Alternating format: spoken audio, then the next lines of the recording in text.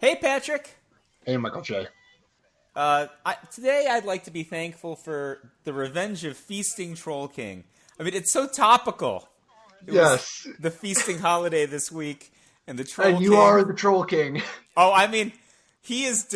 I mean, maybe he's not devouring the goose itself, like certain Americans might have, but he devoured many, I think, of the eggs produced by that goose and other foods to produce his 7'6" body. Is it really a feast to eat 3 eggs?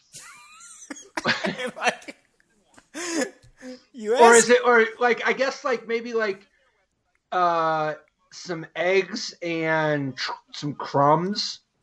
And this is a very modest feast, if you ask me. Wow. Way to hit him straight in the Vorthos, man. I think you're right. I think you're right. It's not really that much of a feast. I mean, but he's a king. He can say what's a feast and what's not, I guess. He does eat the goose, Like, you've got the goose, the crumbs, and then the goose after it got out of the oven. Ah, he You does have know? the goose in the oven. Yes. Yes, okay. Talk to me about. All right, I'm looking at this deck, 5-0 deck from a recent standard event played by Ray Future Pro, an aspiring name if ever there once was. Talk to me about 3 the Great Henge, which I love. 3 the Witch's Oven, which, given what you just said, I don't know if I love that as much. Well, I mean, the Witch's Oven has substantially diminishing returns. When you don't have Cauldron Familiar, it's not like you just want to draw Witch's Oven no matter what. Like, it's not actually that strong of a card in the, I guess, non-cat I case. guess I just remember back in the cat days, like, they could have, like, 1 cat, 40 Witch's Ovens. You were much deader than if they only had 39 Witch's Ovens. Right. Like, the Cauldron Familiar makes the Witch's Oven's diminishing returns go out the window. But this deck, and the same thing with the Great Henge. It's not that, the second Great Henge wouldn't be really powerful. It's just, normally if you get 1 going, you're in pretty great shape, right? So the fact that you drew a redundant copy of a legendary artifact that has, an economical casting cost of 9 matters less when you're drawing extra cards and gaining so much extra life. Well, and specifically, the case where you don't quite have enough mana to afford this bad boy yet, it's pretty brutal to have another one. I mean, I am a Great Henge maniac, and I never main decked more than 2 Great Henge. So, respect. You told me you wanted to play Future 4. Pro. Yeah, but not like all in the main. Like you want to. Oh, okay. That's you fair. want to like imbalance like the matchups that are about landing a Lovestruck Beast into a Great Henge, but like the prospect of drawing 2 Great Henge in a matchup where that's actually the game plan, that's not that bad, right? Like, because that's just what you want to get to. But, the matchups where you can't catalyze the first Great Henge and you're just going to get mauled by 1/1s or something, that's no bueno. You need to reduce the likelihood by that solid 33%. I like Bonder's Enclave with Kazandu Mammoth, by the way. I thought that's pretty cool. Yeah, it's nice to see the Bonder's Enclave. I mean, this is just such a fat deck, though, right? That makes a lot of sense. Because you got the Lovestruck Beast, the Scavenging Ooze, even the Wicked Wolf on a good day. And that's, to say nothing of getting your Great Henge on for even more. Because, like, Bonder's Enclave at that point is probably a little excessive. I mean, suddenly it goes from free to very, very expensive. You're just like, oh, Bonder's Enclave has such a low deck building cost for a 1-color deck. But then once you're having it compete with cards like Trail of Crumbs or the Great Henge already in play, that 3 mana price tag next to the tap symbol, suddenly it's just like, this is not nearly as Well, free as I don't was even mind earlier. it with the Trail of Crumbs because you need a colorless anyway, so it's as good as anything else. Yeah, but you're utilizing the Trail of Crumbs as draw engine if you can, I think. Oh, for sure. So what do you think about not being able to go up to 4 Scavenging Ooze, just in the meta game, and then poor Questing Beast? No. I Questing Beast in the sideboard's a good spot for it. Yeah, I just feel a little bad for it. Like, there's only three. Like, that Well, guy you feel bad for it? he like ruled the Like it color does. a few months So ago. yeah, but it's had a pretty good career, and I got a feeling he's gonna like they're gonna have a few more days. Oh The yeah, run's not over. that's fair. That's fair. And I mean, he's built for like a long career in Pioneer, right? Like that's gonna be his niche. He's gonna sit back on his, I don't know, food tokens or whatever he doesn't actually eat, and run past two zombies or something for the rest of the, as long as they're gonna make them. Probably, but no, I think it's fine. Uh, while I don't advocate mono green right now, uh, I think that as far as this build goes, I do like the mix of Chainweb Arachnir, Questing Beast, Vivian Monsters Advocates, Thrashing Brontodon, Elder Gargaroth, Ranger's Guile, You and know, I and love the Scavenger Rangers Oozer. guile. What do you think about Wilt? That's the only one here that has me. I mean, it's not like it could be bad. It's a pretty good card, but like, is Wilt specific? Like, where do you want Wilt right now? So I think like just on its face, if this were like some format in the past, and somebody just had like a disenchant or a naturalize in their sideboard, you wouldn't be like, oh, that's weird. That's just the I'm most not saying it's weird. I'm just appropriate saying it might card. not be optimal. I'm just saying Wilt is just better than those cards, right? But Sure, I think it's I do think it's a weird sideboard card. but I also would have thought Urnum Jin isn't necessarily the weirdest card to have in somebody's sideboard either.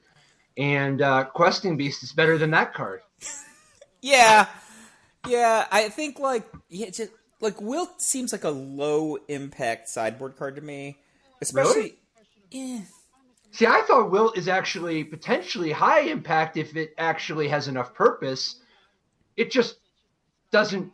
I guess I wasn't positive of where you actually want it because normally the value to having something like Wilt instead of like an extra Brontodon is because of the value. Like you specifically want to have the instant speed interaction in a particular spot.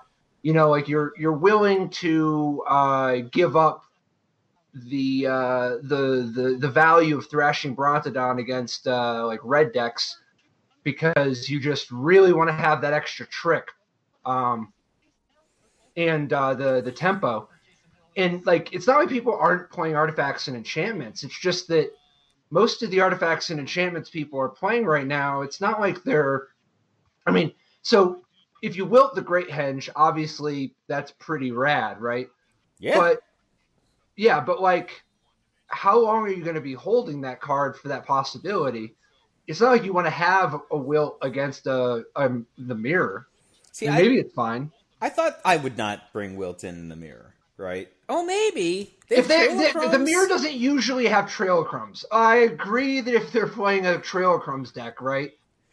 But like, isn't the mirror usually actually just the fake mirror where they have the Great Henge and that's it? Like they're Uh, not really normally playing Witches of I It and Trail I Crumbs. think if somebody's gonna They're normally summon, fighting. if somebody's summoning the Feasting Troll King, I think they're likely to have Yeah, but I Trailocrumbs. don't think Feasting Troll King is the normal one. I just meant against other mono green decks. Oh yeah, against other mono green decks, the best. I mean, as long as they don't have any of the kind of like the food stuff, the best guy is actually Scavenging Ooze, right? Because you just want to trade, especially like Oh yeah, you might have that too. And I guess maybe you're saying the Scavenging Ooze instead of the Wilt. But like, I just meant that like Brontodon is like a superior artifact enchantment removal for the mirror too, right? yeah. I mean, I think Brontodon on average is a stronger sideboard card than Wilt. I actually think that the instant speed is part of it, but I think that's the mana cost is part of it. If you want to kill it, let's say like, all right, I'm just going to make this up. Say there was like some sort of affinity deck. There's some sort of deck that you definitely had key artifacts and enchantments you wanted to destroy. The fact that it costs 4 mana to destroy it with Yeah, Brontodon I think that's a big deal, right? yeah, You just in the abstract. yeah. I'm just talking about. I'm wondering what decks in the format that actually exist make you care so much about that speed that you're willing to give up the flexibility in the body. Well, like if But you've got a Brontodon in play, which is the only way that you can destroy something, an artifact or enchantment, at instant speed or otherwise, with a Brontodon, like somebody's not just gonna throw an Embercleave onto the battlefield, right? You can get. I'm putting this in quotes. You can get somebody to commit their big turn, their massive resources onto the high leverage play of an Embercleave, and then catch them with a Wilt. You can't do that with. so you Brontodon. want a Wilt instead of a Brontodon against Mono Red? No. Brontodon's actually a very strong card against Mono Red. I'm That's what just I'm saying, like, I'm not. It's not confusing how you could use a disenchant to disenchant something and have it be good. That's I'm with you. why I think it's more about the mana than it is about the other stuff. Because just saying it out loud, like Mono Red does not want to face a Brontodon whether or not they drew the Embercleave, right? Like it's a 3/4, like that might as well be a 3/17. A lot of the artifacts and enchantments right now are like they're like everything else. They all just draw a card and bring value. Like if you look at this, the Fury One's blue black deck, it's like Force Elm Simulacrum, not exactly great to wilt. For Maze Mind Tome, not a great one to wilt. And in fact, it's very often you're already behind. I'm gonna go with I would not bring in Wilt against those cards. Omen of the Sea, not a great one to wilt. Elspeth's Nightmare, in case they weren't getting enough card advantage with Elspeth's Nightmare. Right. Here's another one. And you're even giving them something to take out of your hand with the second chapter. Oh my gosh, that's horrible. But what do you think of this blue-black deck anyway, by the way, man? Love it. I think 31 land? Standard is so weird, right? It's not that long ago we were talking about just these Dimir rogue decks, and they were like they might not be like fast in the same sense that like a ball lightning mono red blitz deck is fast, but they were kind of like fast at getting their thing going and exhausting your library. Now we're in a zone that Dimir decks just play. Well, it's a Yorion deck, but what I mean is that Ugin. that's so low, right? Because of getting to play with like Solemn Simulacrum, Maze Mind Tome, Omen of the Sea, and particularly Jwari Disruption. To say nothing of like cycling your Cling to Dust or Neutralize. Like I just love this deck. Like at 80 cards or however. Actually, you're right. Well, 31 lands is kind of a lie, right? But Well, that's what I'm saying is that it's nice that you have so much business. See, normally the Orion decks have to play a higher, or obviously double face cards have all changed this, but this deck it only has 4 double face cards. Part of what's going on here is a lot of cantrip action, smoothing, which makes it so that this deck, even though it has, it's already a little low with 31 land because of the Jwari Disruption, but you also have cycling and all this other stuff. But then your land, 4 Crawling Barrens, 4 Temple of Deceit, plus some cycling lands. You've got some business out of your resource row also. This is a deck that's just going to run out of gas much less often.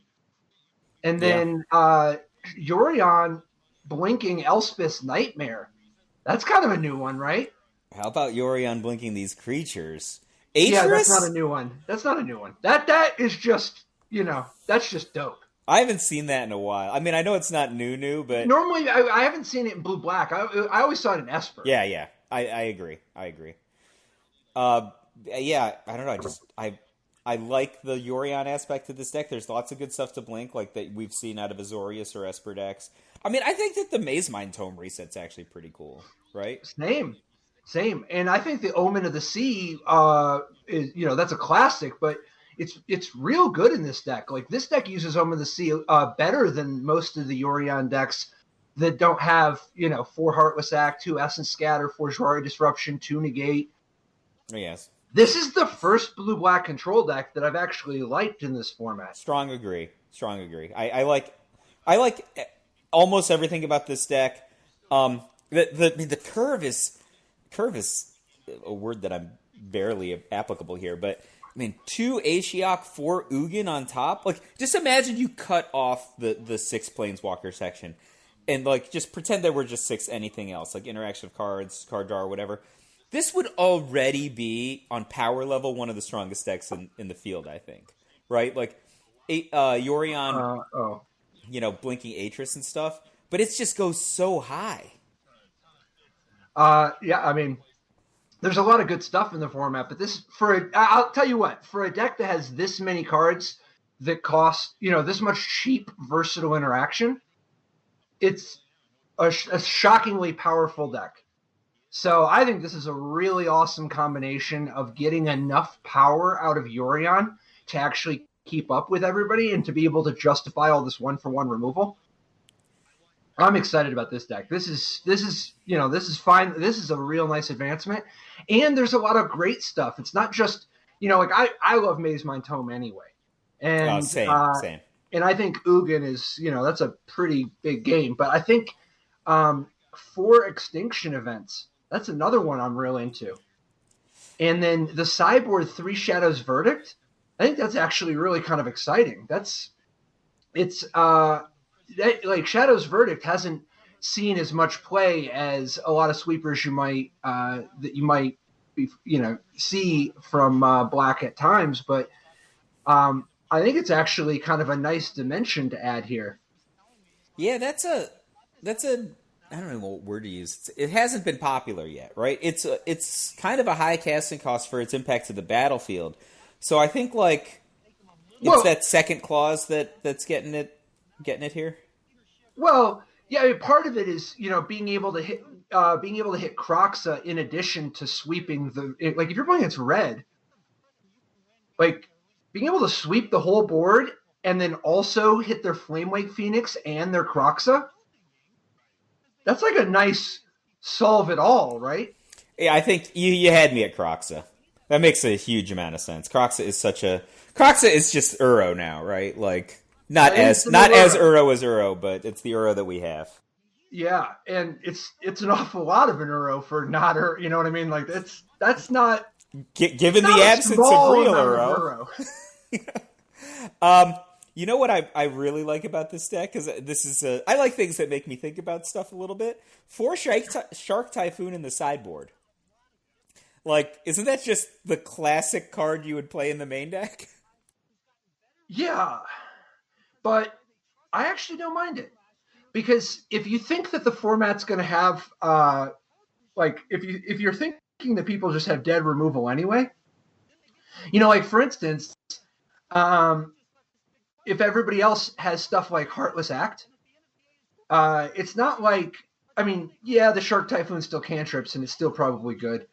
But maybe you're just all about going over the top of people with Yorion game 1, and then Shark Typhoon becomes a tactical weapon, for adding an extra attack. I don't know. It is a little wild because that card is so good and never that bad. But maybe it's out of a desire to be even more mana efficient, because this deck spends its mana pretty well every turn, right? Yeah, so, you could just have the Infinity going 90 degrees for Ugin and then not use it.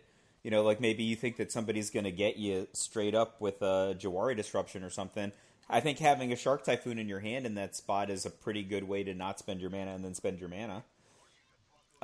So I think maybe you bring it in I think that it's a kind of card that you can bring in matchups where you either just want to take your own removal out, right? Or you can bring it in matchups where you don't want to waltz some of your powerful cards into their permission if it's available. Also, I think that there's just some matchups where some of the top-end cards are clunky, right? You might not want 4 Ugins against mono-red, just for sake of argument, right? You might want an Ugin or 2, but you might not want 4. And that you can...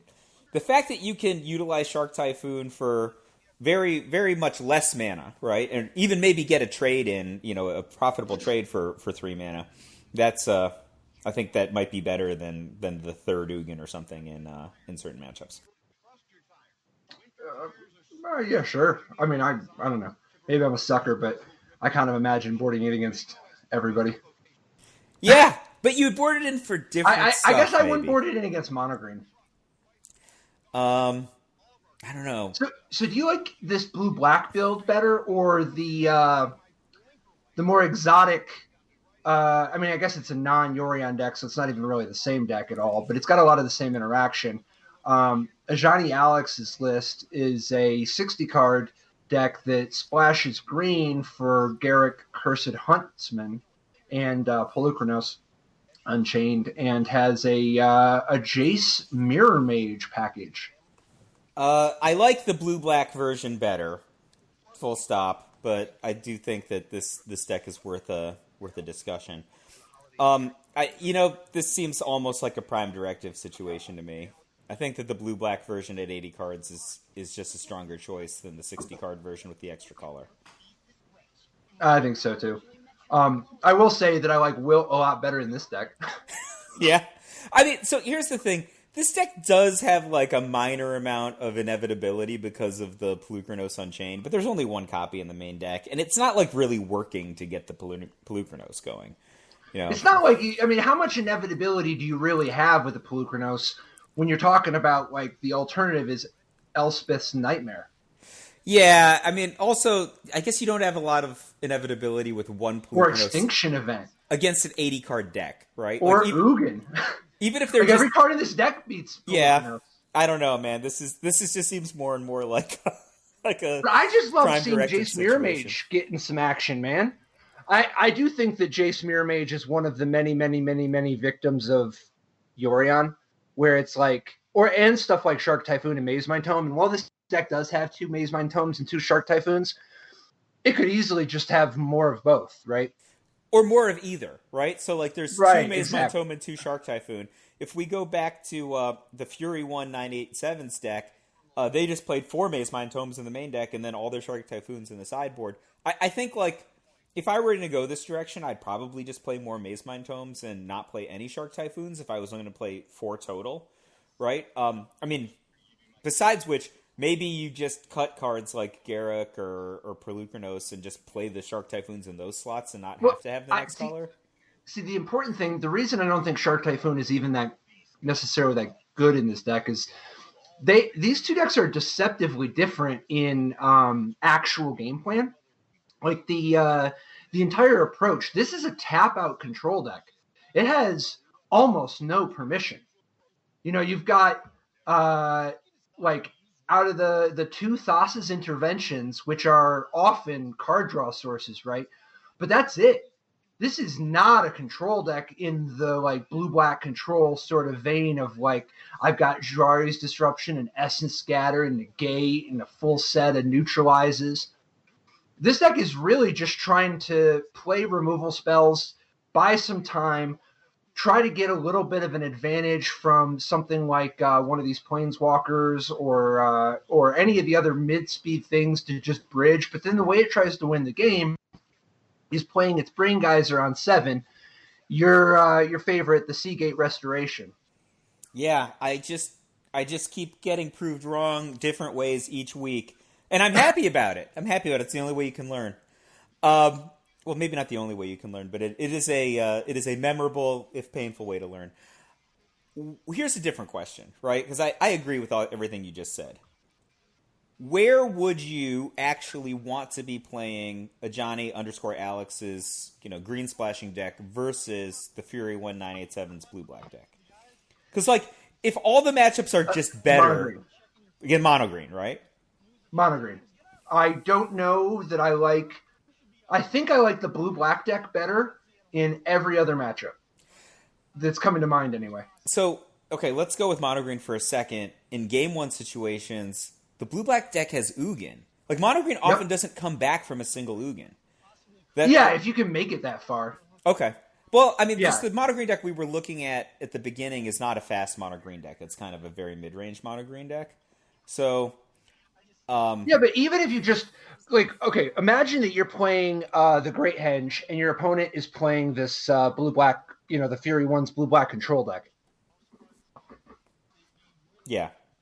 How's the Great Henge treating you? Here's the thing. They might negate it. They might, neutralize it. But if they don't, it's hard for them to deal with it once it's already going. Additionally, it's going to be easier to pick your spots of how to stick it for a few reasons. First of all, you are going to be putting pressure on them. And some of the stuff some of their great plays do sort of require them to tap out. Like, it's not like when they're playing Salm Simulacrum, Atris, Yorion, it's not like they can just always have permission up, you know? Yeah, for sure. But they also, just to be fair, like they could just be slowing you down by throwing Solemn Simulacrums and Atris and tokens created by Ashiok in front of your guys while actually advancing their resources, right? Like, so I think Oh, that's like a big totally. part of it. They're like, all right, I'm going to lose every one of these trades, but every one of these trades actually bought me both the time to play a land and also something else to play with that land. So I think like that's a big part of it. But I agree. If the Great Henge hits the battlefield, it's extremely hard for them to deal with it in game one. And this is why this particular build of mono green is kind of interesting for this event here. Um, the Trail of Crumbs against blue black control is actually pretty sick, right? Yeah. They can only deal with it, I think, once it's on the battlefield with Ugin, right? Yeah, that's a tough way to do it, you know. And you do got to stick it before Elspeth's Nightmare, takes it out of their hand. But like, if I didn't even mean so much that I don't like the blue black side, because I would be fine playing this blue black deck against mono green. Also, I just think that if you're playing the Soul Tie deck against mono green, you've got more reliable, a fast interaction, and then you can just tap out, draw a bunch of cards from Seagate Restoration, and or you can just be committing more of these cheaper planeswalkers to the table. But I don't know. It probably doesn't even matter. I think I'm just fixated on that wilt and going, yeah. Couldn't we just add Seagate Restoration to the Fury 1987's Dimir deck? Because to me, like, it's probably a deliberate exclusion, just given the fact that there's 80 cards and other modal double-faced lands in this deck. I would play at least one or two. It seems to me this deck that has Solemn Simulacrum and Ugin would just be happy to cast that card sometimes. I would definitely want to play a little. I would at least try a couple Seagate Restorations. I think that's a really great idea, actually. That would be a great dimension to this deck for some of the slower matchups, like any of the not mono red type of deals and not fast. That's cool. It doesn't even bite you that much in the mono red situation. You don't have. It really doesn't. Like, how many blue one casting cost plays are there in this deck? 0? Javari's Disruption, baby. No, I guess that's not really. That's not a one casting. You're right. Cost You're right. player. You're right. Yeah. Yeah. So I mean, it's fine. It just doesn't kill you that bad at all. I mean, sometimes it will. Don't get me wrong, but most of the time it won't. That's cool. I like that suggestion. So what about Genesis Ultimatum, man? Is Genesis Ultimatum really worth the blue splash in this red green deck? Discman's 5-0 list. You know, it looks like a lot of red green decks we've seen with Terror of the Peaks, Lovestruck Beast, Kazandu Mammoth, Brazen Borrower. That's the other splash because it's an adventures deck. It's a real light adventures deck. Well, it's as adventures as they let you have without, they cut 2 of the key cards of the adventures archetype historically, right? So at least 2. Like, yeah, local bands here include both their 2-drop and their former high end, right? They're replacing their former 5 casting high end with Genesis Ultimatum. Uro wasn't that bad in the adventure deck sometimes, but I know a lot of times people didn't play it. Just didn't play it at all. Yeah, I think I actually really like the direction that Discman went on this deck, because like when you look at it initially, I'm like, oh, this is an adventures deck. How good is adventures without? And I'm even thinking like Omnath, right? Like the previous iteration of adventures was just like, oh, you banned some cards, we'll just put Omnath in adventures. But like, here we have like an embracing of the Great Henge in the main deck, which is obviously a great combo with Lovestruck Beast and potentially Terror of the Peaks on either side, right? Like you've got Terror of the Peaks down.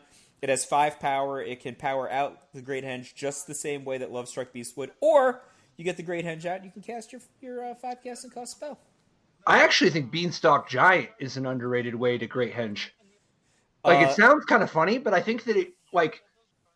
So, obviously, this deck's got stuff like Cultivate, right? But even if you just... The way you're playing out this deck is that sometimes you're just going to end up in spots where you just literally drop the 7/7 Beanstalk Giant. And then sometimes people will be in a spot where they can't get everything off the table. And it's actually kind of sweet just from a mana, efficiency standpoint that you can go off the next turn. Yeah, Draw up the Great Henge and just get to business. I actually love it both ways, right? Like on one hand, Beanstalk Giant is like Cultivate Junior, right? That helps you get a little bit. I mean, even just helps you get to your own Beanstalk Giant. But It's like, have you ever wanted to cultivate, but instead of instead of the land in your hand, draw a Dakin Blackblade? yeah, that's a really good way of putting it. That's why Beanstalk Giant is so dope. It's like, dude, I was already in for Dakin Blackblade. You don't have to tell me twice. How weird is it that this deck doesn't have any Fae of Wishes?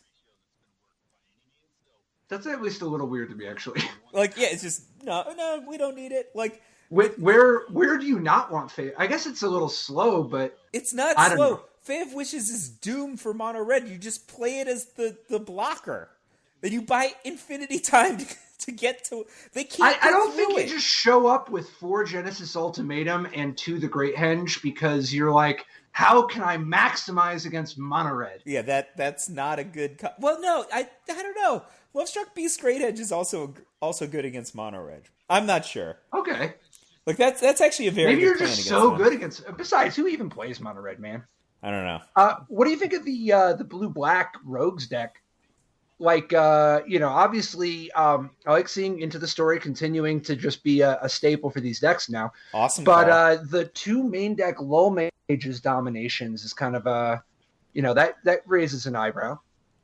So this is clearly a terrible hot take, but obviously Blue Black Rogues was much more dominant than it is right now. It's still effective, but I'm just not excited by it. We just talked about 3 or 4 different decks that didn't exist a month ago.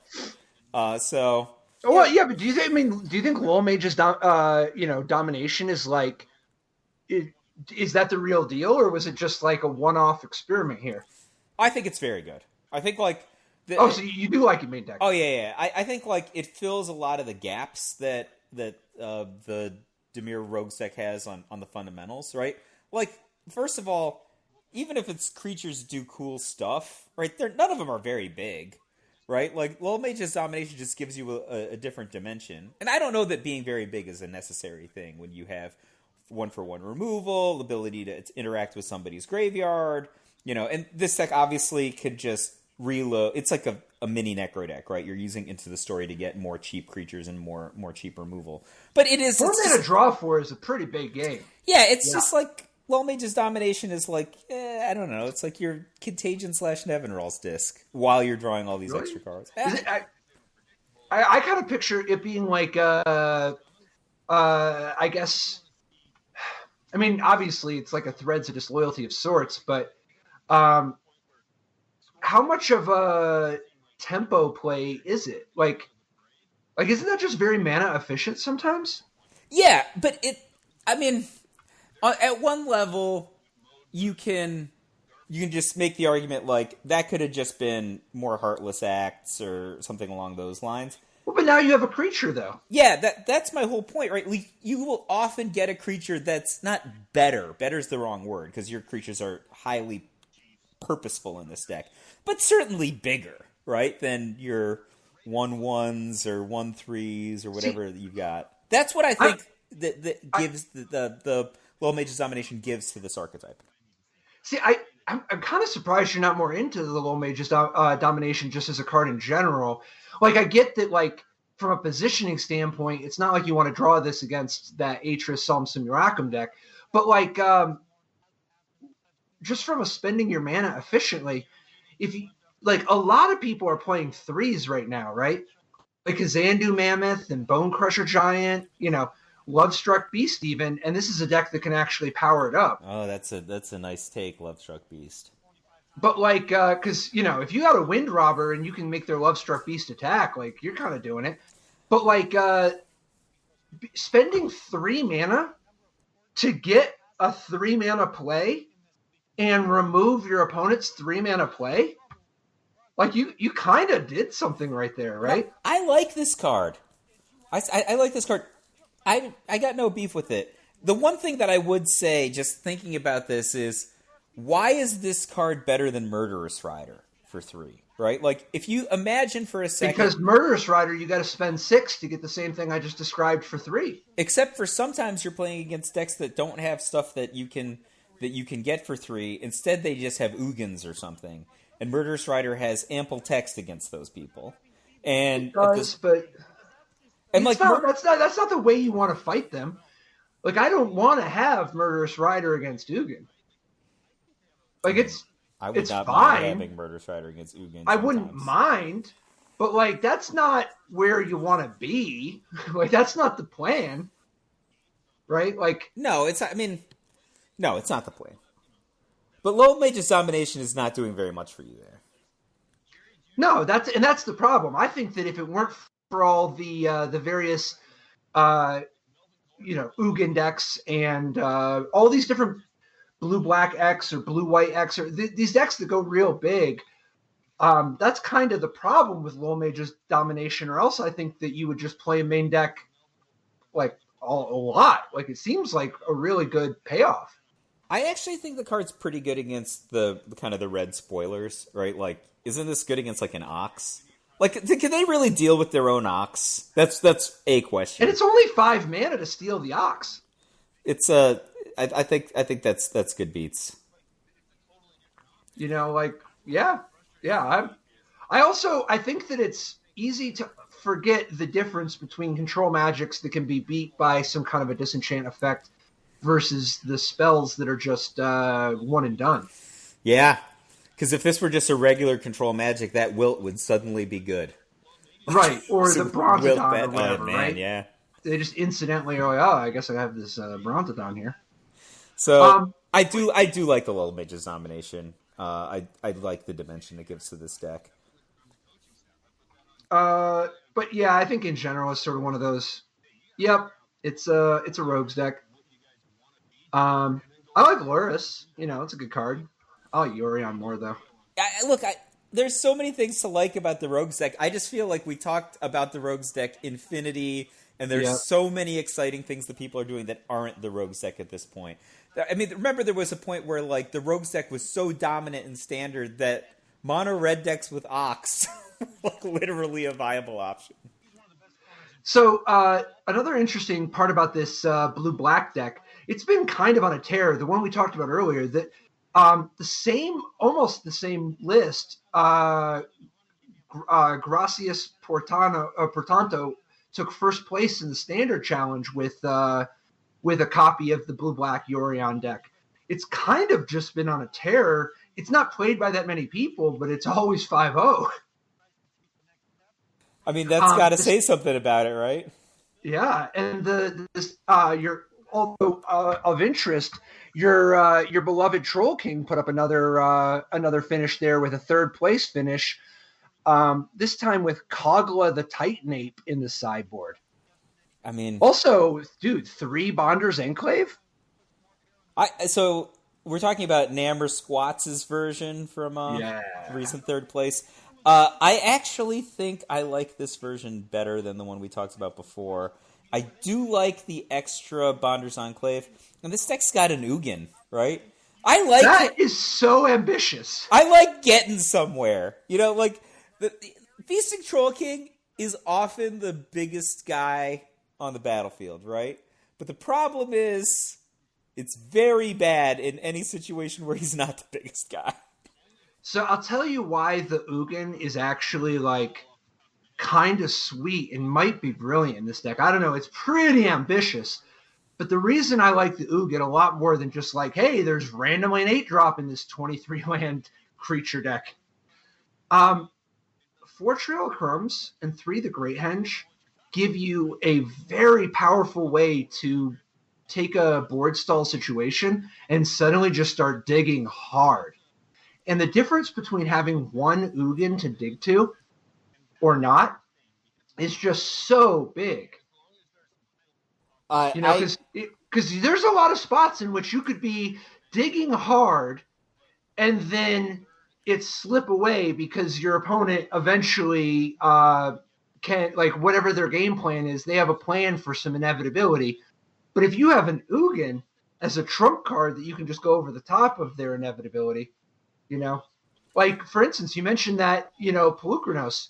Well, if your opponent's got Pelukrinos and you go find your one Ugin, You're doing all right. You're a little more inevitable than they are. Just to be fair, this deck is a 23 land creature deck, but it's got 4 Gilded Goose, as well as 4 Kazandu Mammoth and 4 Tangled Florahedron. So it plays with more land than is it looks like. And then also, once you've got the Great Henge going, I think Ugin becomes more economical. I think For sure. It's less crazy. But one of the reasons I really like the Ugin is I don't know what determines the winner of Mono Green Mirrors in Game 1, especially when this version... I'm sure that the Ugin gives you an advantage. Yeah, this version only has 1 Scavenging Ooze, right? And like all the questing beasts are in everybody's sideboard, right? So all the breakers from the previous Mono Green Mirrors that we've looked at prior to the most recent 1 or 2 sets, those paradigms are broken a little bit. Ugin is like if one deck has Ugin and can get to Ugin, that deck is probably going to win, right? Like even if all they do is sweep everybody's everything, right? Like let's take a turn to just block everything that they send in, because the only thing we're trying to get to is +2 on the Ugin so that it's big enough to now blow up everybody's Great Henges, right? If that's your plan, then you're basically at 0, but you did this on your own turn. You have your mana open to play, hopefully a big thing to help defend the Ugin next turn or replay a Great Henge. That is just a sequence that you can describe out loud, and you're like, oh, okay, the deck that can do that is probably going to win a game. That blocking is an important aspect of the game, right? Like, and it's going to go over top of Trail of Crumb's engines. So, as far as Great Henge decks go, by the way, how do you think that this style of Troll King Great Henge matches up against like Rostev's Red Green Embercleave the Great Henge deck? I like the mono green deck better in the heads up matchup, I think. But there's a lot of good stuff going on in this red green deck as well. Like, I mean, I'm a sucker for Embercleave and Great Henge in the same deck, and there's like 3 of both here. It just like stole my dream journal.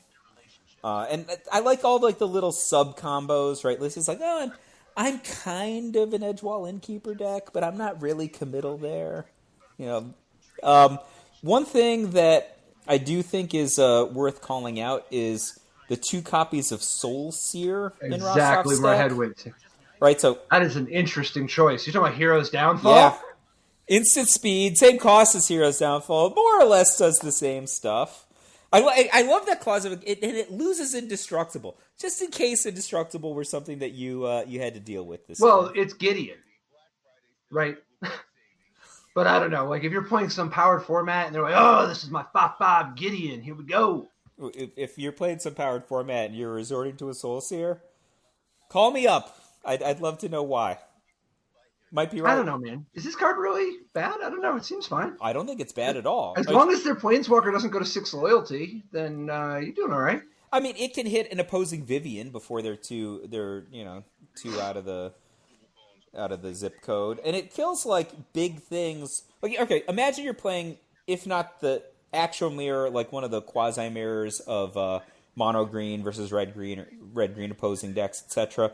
If you can kill their Lovestruck Beast, like for sake of argument, opponent plays a 3rd turn Lovestruck Beast, and you look them in the eye, or you look them across the digital wasteland based on how we play Magic right now, and you're like, oh shoot, if they can untap with that Lovestruck Beast, I'm dead. And the reason is because they have the Great Henge in their hand.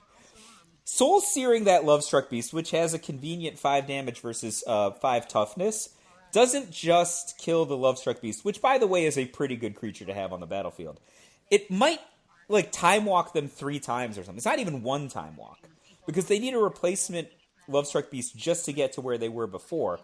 This is not a card that you could just, I'm going to hit my land drop, and now I'm going to play my Infinity drop. No. They need to have, like, at least a Bone Crusher Giant to even be anywhere near casting the Great Henge in the next 2 turns. Oh, I see. You're saying just from keeping them off the Great Henge. Sure. Yeah, because... I mean, these matchups are just about the Great Henge. Look, if people are blocking...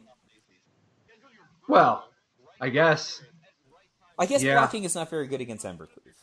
So that is a paradigm breaker. Now I'm wondering, why doesn't anybody ever Soul Seer Heliod? Well, I mean... Hell yeah. Heliod is differently popular. It's hard to wake. Formats. I guess Heliod's not usually awake. That's kind of... Right. That's true. I thought about this for a second. I am changing my vote from mono green to red green. Whoa! Look at you. The mana is fantastic in this deck. Yes, it is. That's one thing. That's Just the like, key selling point. I mean, the you get all the good creatures you wanted out of mono green, more or less, right? And then now you can just play Embercleave. Like, a 5/5 with Embercleave is so much better than a 2/1 with Embercleave. Let's call a spade here. Dude, and sometimes the Mammoth with the Embercleave is just hitting for 14. I mean, a Bone Crusher Giant with Embercleave... 15, 16, Jesus. This deck gets to play with Brushfire Elemental, which that card is... It's just... That card is really good. Deceptively excellent. And then, this is actually one of the better Shatterskull Smashing decks I've seen. I'm so cool on that card. The opportunity cost is so low. Yeah. Like, in this deck, you're pretty aggressive, but you're just going to be able to do things like, for instance, Shatterskull Smashing, in order to, you're playing creatures, they're playing creatures, and then you just do a nice, modest little Shatterskull Smashing. Sure. I mean, I don't even like it in mono red anymore. I'm over that card. But yes, you're not. You want Mountain in this deck instead of Shatterskull Smashing. And maybe no. You're right. I guess that's all I'm saying. Yeah, is that compared to the opportunity cost? I'm not saying it's like your MVP. I'm just saying that it's a spot where it's worth having a land that that sometimes costs you 3 life. Okay. Here's a question. Yeah. What is a matchup where you would just bring in Phoenix of Ash? Other than Dimir Rogues. Dimir Control. Okay. That makes sense. I'm just wondering what... Yeah, it's for somebody who's playing with removal. Lots of removal. Yeah, I was just wondering why you would play a split of 3 Ox and 1 Phoenix, but that makes perfect sense now that you put it that way. So Ox just seems like a higher leverage card if you're playing just against Dimir Rogues. Yeah, but if you draw 1 Ox and 1 a Phoenix, it's better than drawing 2 Oxes. Yeah, you cast the Phoenix. Right. Go. That's it. It's just because the Ox has diminishing returns a little bit. Yeah, I definitely like this deck better than mono green. The sideboard is so much better, which is not surprising. 2-color sideboards are generally better than 1-color sideboards. Like, Klothys is such a good card. I mean, you just get their Kroxa before their Kroxa gets out. And one of the sweet parts of Klothys in this deck is the having a durable threat that kind of sidesteps the sheer volume of like right now people play a lot of stuff like Eliminate and Blood Chief's Thirst, and like Klothys can still get hit by some amount of the interaction, but not out of these blue-black decks. Like, as long as you don't wake Klothys up, which is, pretty easy to maintain, it's not like they can do anything about him just draining for 2 every single turn. Not for a long time. Like, if they get to Ugin, all bets are off, but... How good is Soulseer against opposing Klothys? How about that one? Not very good. He just doesn't wake up. No, what if he wakes up, though? What? Yes, it's fine if now he wakes you up. get him. You get him good. The whole plan is to not wake him up, or else he dies to everything. Extinction event. Dude, don't let him wake up. Where are you getting these other 5 pips from, man? I think that one of the things that's good about Klothys in this deck is you bring it in against that mono green deck. They don't have any removal. Like, you're going to wake up Klothys on purpose in that matchup, slap an Embercleave on him, or get the Great Henge out, and it's game time. I'm into that. I am in oh my God. to that. Both feet, knee deep, not even ankle deep. Let's go red-green. Do you like the Soulseer better than Fire Prophecy? The 7th place list that Wizard 2002 used had very similar, but with Fire Prophecy as their 2 red removal cards beyond Shatterskull Smashing. Okay, I mean, that's almost not a fair question. Fire Prophecy is a way better card than Soulseer. But You're laughing, but I don't know, man. but Like if so you're playing against somebody's, if you're playing against somebody's Ashiok, Soulseer has tremendous intent, I think. I think if you actively choose to play Soulseer when cards like Fire Prophecy are not only available, obviously available, and in other decks in the top 8, then I think that you had a reason to play the Soulseer. I think in the abstract, Fire Prophecy is a way better card. However, I'd actually argue that Fire Prophecy is less of a way better card in this archetype than it is in other decks, because so Same. many of the cards in this deck are just like, all right, I'm going to play a creature. I need to have a minimum amount of power in play to make my Ember Cleaver or my Great Henge good. So I'm just going to play some creatures, right? There's not a lot of times that you're going to Fire Prophecy and you actually want to get rid of something. Like even the 1/1 creatures in this deck have something they can do in the mid game that makes them valuable. So, are you leaning Soulseer or Fire Prophecy? I am Team Soulseer, again, despite Fire Prophecy being a much better card. Where do you want the 4 copies of the Akroan War? I was going to ask you, the Crone War is a card that's just in Infi sideboards now. Like, everybody's gotten a Crone War. This deck has 4. It is an unusual choice to me. It's just kind of like expensive extra threaten, right? It's like Well, it's not just extra. I mean, you're kind of trying to like take over a little bit, right? Like that second chapter. This is the avocado toast threaten to me. Yeah, it's funny because it's not like your creatures are even living through. Like I don't know. Man. There's a lot.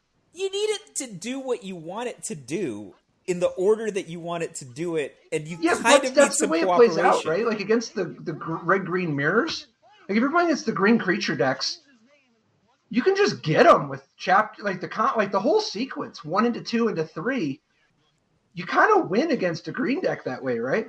Well, you take their best guy, then their other guys run into your guys, and you could just trade off in a very profitable way. And then, when even the guys you don't kill themselves. Yeah. It's just like you need to have a certain amount of board established. So you need to have a little bit of cooperation from the opponent to be set up in a situation where the Crone War is good for it to be good. But I guess if they don't set up that way, you just beat them with your plan A. Right? Like, all right, I'm not going to play out my guys so that a Crone War doesn't get me. Okay, then I'm just going to kill you with this Brushfire Elemental. So talk to me about a different the Crone War deck. This Willie Edel's ninth place list with 4 copies of Roiling Vortex in the sideboard of his mono red. I think Roiling Vortex might be the future. Oh? Yeah. Talk to me about Roiling Vortex.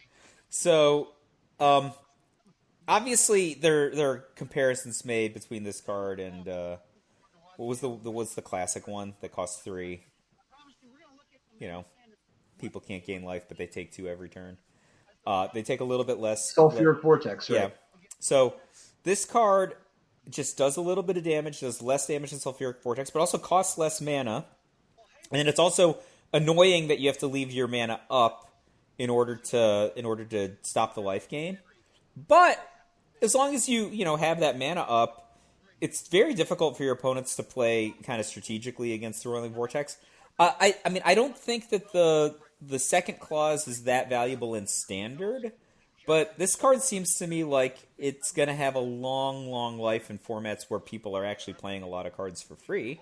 No, but it's not for Standard, that second clause, right? Okay. But so you just are in for first and third. Yeah, the 1 damage a turn, I think is not bad. Oh, first of all, what if you had Torbrand in play? For sake of argument, right? That one damage is way better than it would be in other contexts. And like people, the banning of Lucky Clover should tell us that people can't deal with 2 mana artifacts and enchantments very efficiently without dedicated stuff. And so if they don't have the dedicated stuff and you're playing Roiling Vortex, then they just don't get to have their thing that they were planning to do against your mono red deck. That, I think, is valuable in and of itself. Yeah, I guess if you stick this against blue-black control, you're kind of happy. They can deal with it with Ugin, right? That's a. That's their plan to everything. I mean, you're Dude, going to what get a about lot of stuff in if their plan is to deal with it with Ugin, though. what's your thoughts on Bolt Hound? I like that card personally. It's I always just tough to fit because like there's a lot of threes that I like. I don't know about Hound, man. Three mana is rich for my blood, but I actually will try it now if Edel did it. I think that Edel's had some really good, very simple looking but highly effective standard decks over about the last 1 year. I think he's been really, really on the ball with those things. I'd try it. My only thing is how much like when you're just playing four copies of Shatter Skull Smashing in your 20 land red deck. I'm telling you, I wouldn't It's play hard that for me one, to get though. excited. I'm not into the Shatter Skull Smashing here. Yeah. Oh, this deck doesn't have any spells? This is all dudes. Yeah. Just Embercleave, Shatter Skull Smashing, and dudes. You got your Weaselbacks and your Chargers. And this is just it's not trying to break any power level records. This deck is not good against mono green. Wow, is it not good? You can't even put together a turn to be good against mono green. So what did you think of this Obzon deck, man? So the 11th place, seldom heard about, Obzon deck with, despite 60 cards, 4 Ugin, 4 Garrett Cursed Huntsman. And then you even have 4 Ameria's Call. So it's actually 18 land. And then you've got Wolfwill Haven for extra mana. But man, and Cultivate and Belished Recovery, and you're trying to fix with Maze Mind Tome, but then you're just playing with, I guess, 4 Shatter the Sky and the Shadow's Verdict, 4 copies of Erebos' Intervention, and then you've got 3 Mythos of Nethroi and 3 Elspeth Conquers Death. This is an eclectic mix of cards. Okay, first of all, I love this deck from the heart. I love it, right? I'm like, wow, Mythos of Nethroi, let's go, right? I'm really like, oh, that's cool. I'm a sucker for any deck with Elspeth Conquers Death. It could be like, mono blue, splash double white pips, let's go, Elspeth Conquers Death. I do not know why you would play this. My heart loves this deck. My head is like, 4 Garrett Cursed Huntsman, 4 Ugin. I mean, there are Teamer and Naya ways to do these same things and get a way more efficient output than what's going on with this Obzon deck. Like, 4 Wolfwillow Haven, 1 Felidar Retreat. We've seen something like that before, but, with a way higher likelihood of getting Felidar Retreat going, partying from both the Naya and other color combinations. Also, I actively hate the card Erebos' Intervention, so it's like 4 is so bold. It's like you just want 4, and you don't want any like Cling to Dust or anything. You also why exactly do you need 4? Half of the card is a limited level power level removal spell. The other half is a not limited or constructed level power spell. I'm not sure, however, you put them both together, it's a 4 of. I know people have played this card. I'm like, all right, I guess it does kind of what you want some of the time. But I don't want either half of this card, even when it's available, even when it would be pretty good. Right? Like, gaining X life, it's so expensive to play this card against the most aggressive decks. You would just, have saved that life by having a cheaper removal spell, rather than gaining life. I mean, I guess you could just you can torch a 1/1 for 100. Fine, that's cool. That's a dimension to your deck. But I'm just not. I'm not willing to pay that deck building cost generally. How about the throwback joint of Duress Baneslayer Angel in the sideboard? It's like, oh yeah, Baneslayer Angel's legal in the format. Oh my god, I'm so into playing Baneslayer Angel. I love Jurassic. Dude, this is a green deck. You can literally play the 6/6 version of Baneslayer Angel. That's exactly what I was saying. I love it, but why is it not Karkaroth? I mean, I guess Baneslayer Angel has real evasion. You know what? It has protection from dragons. What if you needed somebody to go head to head with somebody's Terror of the Peaks? How Dude, about if that? they Soul Sear your Baneslayer Angel, and it's not a Gargaroth, it's a Baneslayer, so it actually dies to Soul It Sear. dies forever. Yeah. Uh, I Um, don't know. This deck is awesome, I in told spirit. you I think my you're right. I my think you're right. heart is into this deck, but this deck It would be violates. impossible not to root for this deck. It's got too many fan favorites. But it's got like 3 different Prime Directive violations. I mean, just the Gargaroth Baneslayer swap is enough for me to be like, that should be changed. I got imagine this versus just the Naya deck, right? That the Naya deck with all the basic lands. Wouldn't you just rather play the Naya deck than this deck? Like, it doesn't go as high with Garruk Cursed Huntsman, but it just consistently produces. And it produces faster. My biggest concern looking at this deck is how do you pull off having like Elspeth Conquers Death, a full set of Garrick's, Ugins, and Amaria's calls. Like if you don't draw Shatter the Sky, what are you doing to defend yourself? Well, that's a bad problem. I was going to ask a different problem. Yeah. Uh, Blue Black won this tournament, right? What do Yep. you think the win rate against Blue Black in Game 1 for this deck is? Like, it's got to be below 15%. It's probably not good because almost every card in your deck is either dead or below average. Yeah, like, if, Like other than the cards they also have. Like Ugin and Maze Mind Tome and. I mean, I guess you have Elspeth Conquers Death, which is a powerful dimension when you're playing with Ugins and Garrix that are definitely going to get neutralized, right? Like, that's cool, but like they're just going to get their game plan on before they're going to finish you before you finish. You don't want cycling through all Elspeth this. Conquers Death against the people when they're just playing Elspeth's Nightmare. Oh wow, yeah, That's so bad. yeah. That's my point, right? Like, you're raising the fact that this deck has not great capability for defense against certain types of decks. I'm saying against the slowest decks in the field, you are toast.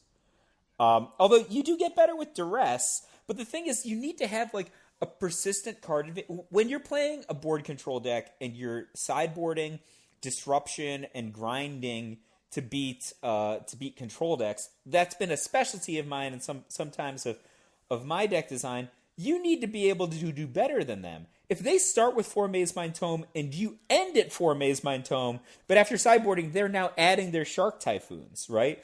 They're etc. You don't even have a game plan, right? Like, your game plan had to be, Dude, you have a game plan. Draw the one Amaria's retreat, or draw the one Felidar retreat. I Yeah! mean, there should have been more retreat. That's why I'm like, the Naya deck just does this better. Dude, speaking of which, why isn't Felidar retreat just awesome in this format? It is awesome. This deck Nobody should be plays.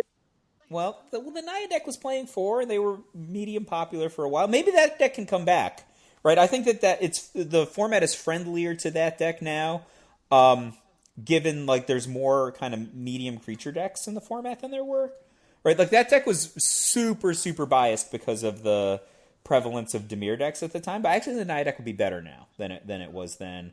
Also, if people are gonna be playing like Baneslayer Angel out of their sideboard, I think you're okay. Okay. Yeah, dude, I want to see That's what I would do for this week is figure out what the best Felidar retreat deck is. It just seems so good against all these blue black decks to me, but I agree. it's fine. I think Naya is the best Felidar retreat deck, and also you're pretty big, right? Like, you're not the biggest, but you're big enough. I mean, you're certainly big enough to compete with the green decks. You know what? That would be another deck where I would play Wilt. Here you go, Patrick.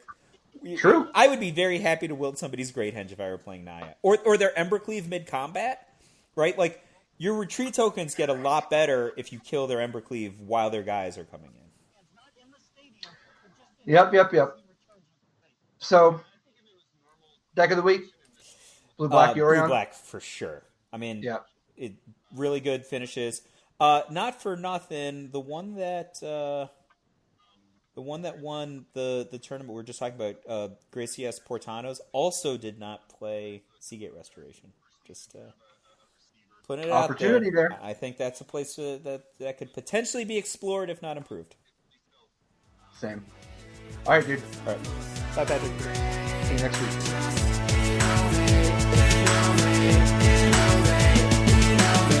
In life didn't work so great. Tried to play dredge, use a jailer hate. Ghostly prison waiting for my untapped phase. Your core trapped in amber stasis state. Lost a lot of friends, got left behind. Had to fight